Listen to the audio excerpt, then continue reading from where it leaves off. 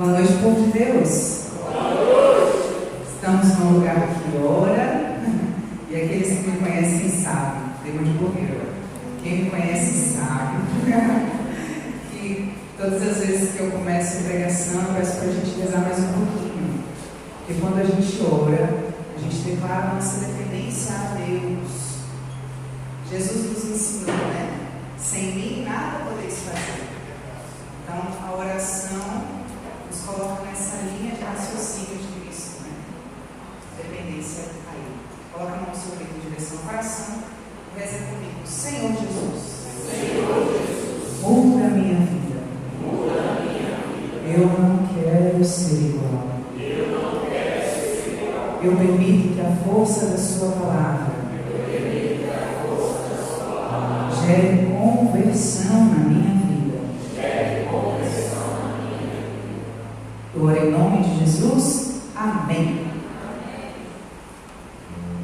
Para aqueles que me conhecem e para aqueles que não me conhecem, eu me chamo Roberta Fernandes, tenho cara de 15 anos, eu sei, mas é porque Deus faz nova todas as coisas. Porque segundo o cartório, não sei se é verdade não, eu tenho 32 anos, para a honra e glória do nosso Deus. Atualmente, por graça e por misericórdia, eu estou fazendo um caminho de discernimento vocacional e religiosa na fraternidade do caminho. Então, peço que orem por mim para que se cumpra a vontade de Deus e não a minha, né? Ou que a minha seja a vontade dele. Só reza, gente. Reza que tá bom. E também, por graça e por misericórdia de Deus, eu estou no Ministério de Intercessão do melhor grupo de oração do planeta. O grupo de oração de Jovens Sentinelas da Manhã. Só que ultimamente eu tenho viajado tanto, quase não tenho conseguido estar presente. Estou muito feliz de estar aqui hoje, graças a Deus. Agora chega de falar de mim. Eu tenho uma notícia para te dar. Jesus está aqui. Jesus está aqui, e onde Jesus está, milagres acontecem. E a promessa de Deus para nós na noite de hoje. Então pega a palavra, a Bíblia, no Salmo 146, 146, dos versículos 3 a 6. E vamos meditar junto. 3 a 7, me perdoe. É porque na minha eu marquei os 6 aqui. 146. Esse é o grupo de oração mais adiantado da Diocese de Vitória. Por causa do Ministério de Comunicação, todo mundo já pega, né? E da promoção humana também, já está com a palavra praticamente aberta. Então vamos lá. A palavra nos diz assim, é um salmo. Ele cura os que têm o coração ferido e cuida-lhes das chagas. É Ele que fixa o número das estrelas e designa cada uma por seu nome. Grande é o Senhor nosso, e poderosa a sua força. Sua sabedoria não tem limites. O Senhor eleva os humildes, mas abate os ímpios até a terra. Cantai ao Senhor um cântico de gratidão. Cantai ao nosso Deus com a harpa. Glória ao Pai, ao Filho e ao Espírito Santo, como era no princípio, agora e sempre. Amém. Irmãos, Jesus está aqui e há uma promessa de Deus para nós hoje muito boa, de cura.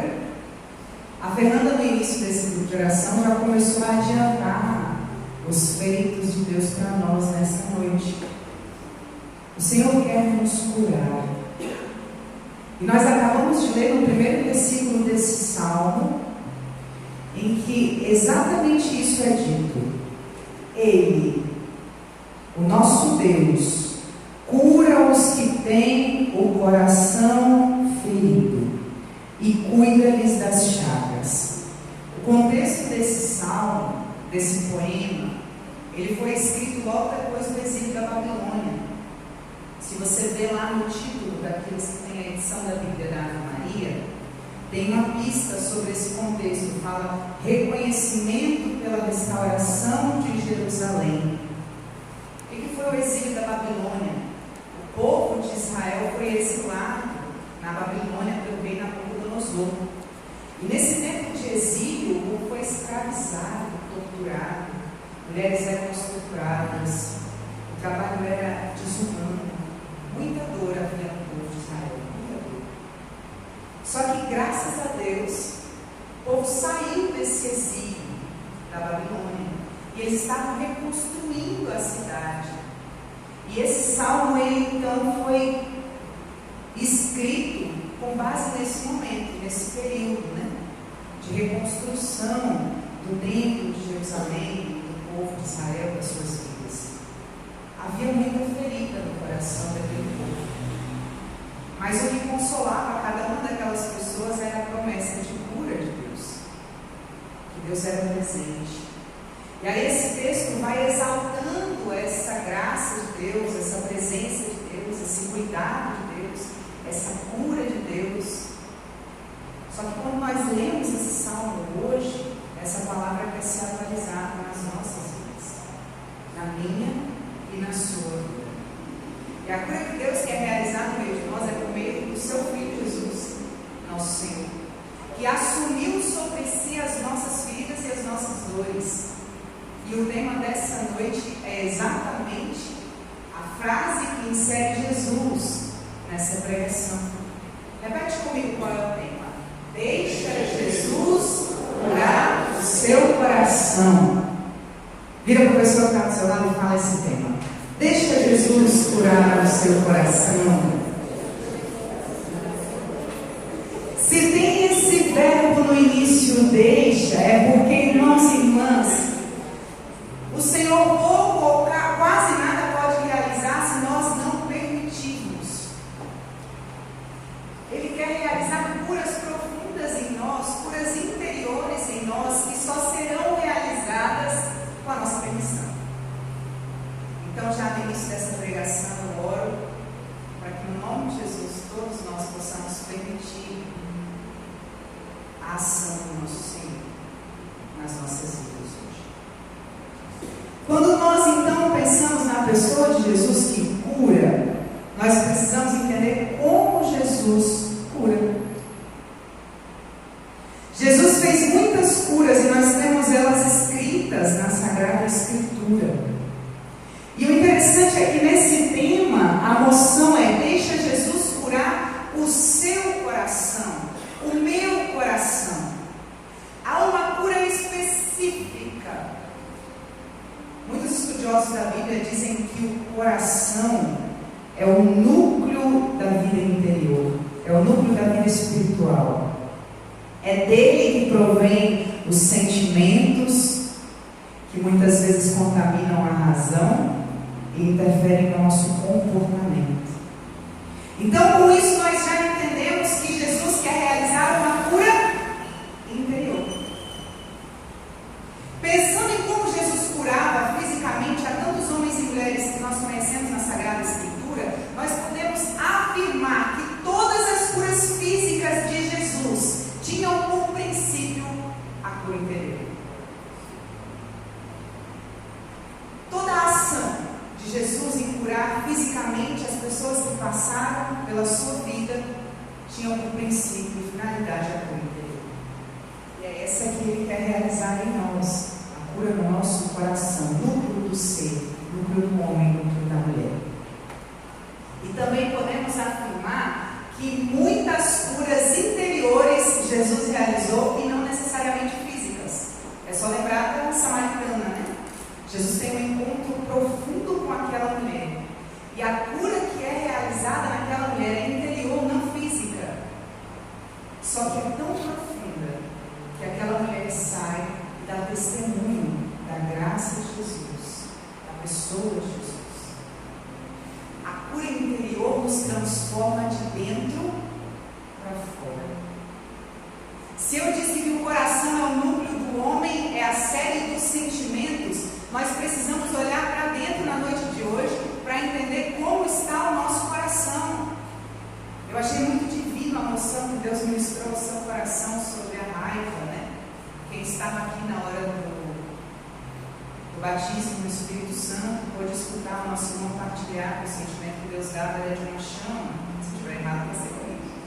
De uma chama que, para ele, o sentimento que Deus dava era a raiva, um sentimento. Que essa chama ela ia sendo apagada pelo Espírito Santo, que atuava aqui no nosso meio na hora da oração. Veja como é divino isso, porque é urgente o que o Senhor quer fazer conosco dentro.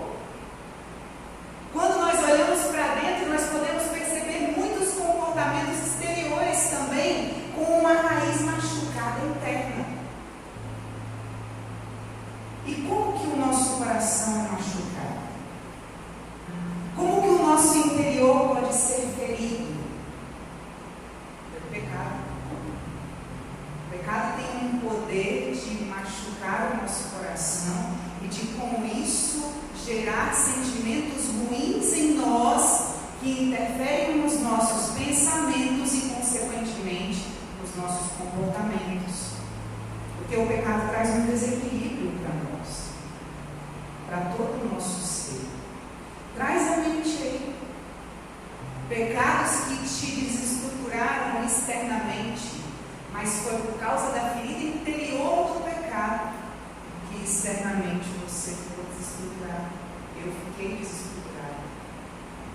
Na noite de hoje, Jesus quer curar feridas que o pecado causou nos nossos corações, ou que tem causado. Talvez você está com uma situação difícil aí, você está lutando, né? Não tem forças de vencer a preguiça, a inveja, o álcool, enfim, vícios. Eu não sei, não estou aqui também para julgar ninguém. Eu sei dos meus. E sei de quantas feridas eles causam internamente no meu coração. Sei que eu preciso de ser curado. Uma outra situação ou coisa que causa ferida no nosso coração são os traumas. Aí não necessariamente diz respeito às nossas atitudes pecaminosas, mas muitas vezes as atitudes dos outros sobre nós. Um abuso, e aí estou falando em diversos, né? Abuso do trabalho, abuso moral, abuso sexual. Quando nós sofremos esses traumas, isso vai gerando uma ferida interior que nos paralisa. Nós deixamos de confiar. Pensa comigo se não é assim. Vai causando feridas interiores que nos paralisam com sentimentos de medo. Mas aí não precisa pensar num trauma muito grande também, não. Pode ser traumas pequenos que nós sofremos com os outros. Alguém que falou mal da gente, que causa uma ferida profunda no nosso coração, que a gente vai alimentando uma raiva. Vai evitando estar nos mesmos lugares que essa pessoa. Pior ainda é quando é alguém que a gente ama, né? As frustrações. Nós colocamos expectativas nas pessoas ao nosso redor e elas não suprem essas expectativas e isso nos fere. Só que se nós deixarmos essa ferida no nosso coração, isso vai interferir na nossa vida e na forma como nós nos comportamos. Outra coisa que fere o nosso coração muito são as circunstâncias que não controlamos. Desemprego, a enfermidade de alguém que a gente ama, o diagnóstico de alguma doença pessoal. Sabe? Você não está esperando, você vai ao médico e descobre, meu Deus, eu tenho um câncer. Essa circunstância gera uma ferida interior que, se a gente não curar, se a gente não fizer uma manutenção diária no nosso coração, no núcleo do nosso ser, na nossa mais profunda intimidade, isso interfere a nossa vida, interfere os relacionamentos que nós temos. Percebe o quanto é urgente e necessário fazer constantemente uma visita ao interior de cada um de nós e permitir que Jesus nos cure? Cure o nosso coração. Porque, irmãos, assim como acontecia com aquelas pessoas que eram curadas por Jesus internamente, elas mudavam a sua face. Elas passavam a testemunhar Cristo com a vida. Muitas passaram a seguir por causa de curas interiores. Como está o espelho da nossa vida? Será que as circunstâncias em casa têm gerado no meu coração feridas que me fazem ofender as pessoas que eu amo? Como está o seu relacionamento com a sua mãe e com o seu pai? O seu irmão, porque irmão é mais difícil. A minha mora longe, por providência de Jesus. Eu amo muito a minha irmã, é brincadeira. Mas a gente, né, tem as coisinhas. Como está o seu comportamento? Como está a minha e a sua vida? Será que eu tenho deixado a preguiça me dominar todo o meu ser? Eu acredito que com tudo isso que eu falei, e com o exame que nós estamos fazendo individual, nós podemos perceber que precisamos ser curados. Às vezes a circunstância da maternidade causa ferida em nós. O casamento, que é muito bom, mas aí vem dívidas. Enfim, eu não sei se faz sentido para vocês. Poderíamos ficar aqui falando sobre tantas e tantas coisas que nos causam feridas interiores. Mas eu só dei algumas pistas para que você descubra as suas hoje. E se você não descobrir porque está doendo demais, pede para que Jesus visite a si mesmo.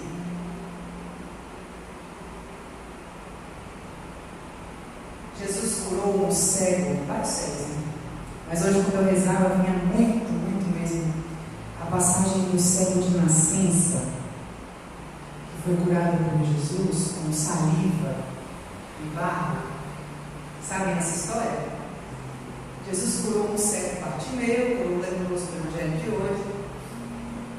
O cego Bartimeu gritava, né? Jesus, filho de Davi, tem compaixão de mim, tem piedade de mim. Jesus para, pede para que aquele homem se aproxima e ele cura aquele homem da cegueira. Mas esse outro é muito profundo, porque vem ao meu coração que é exatamente o que ele está fazendo com cada um de nós nessa noite.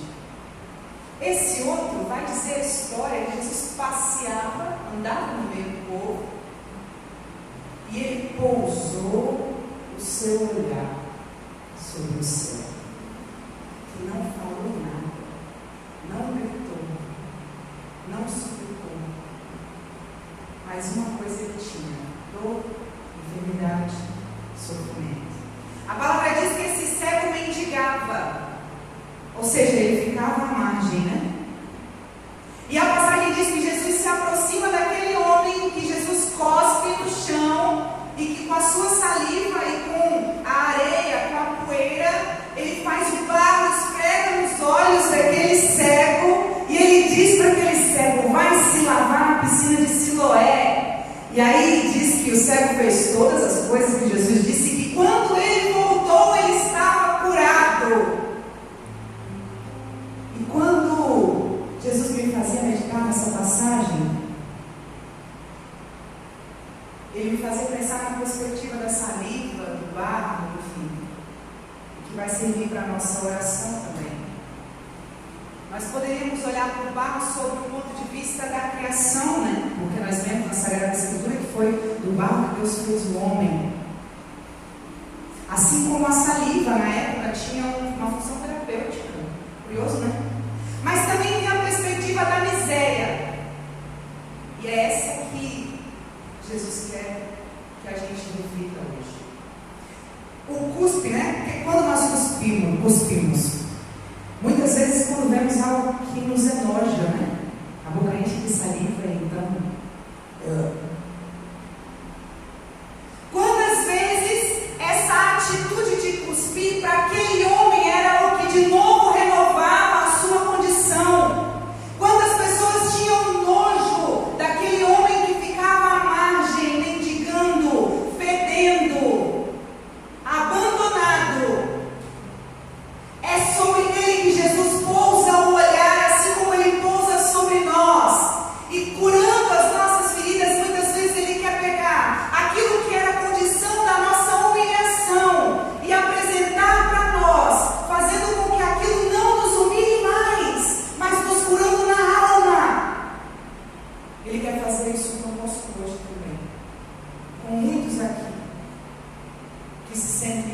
humilhados por alguma coisa ou por alguma pessoa, Jesus quer pegar essa situação, trazer para você de novo e fazer com que isso seja ferramenta de cura para a sua alma, de cura interior no seu coração, no meu coração. Eu não sei quantas pessoas causaram machucaduras no seu e no meu coração. Aliás, no meu eu não sei, mas no seu eu não sei. Eu sei que Jesus quer te curar e me curar. Porque essas feridas têm transformado você e a mim em uma pessoa pior.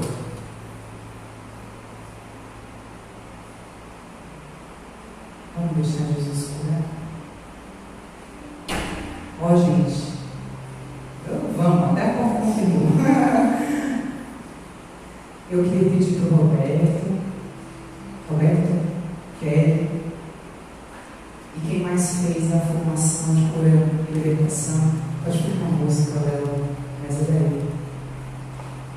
Quem mais fez a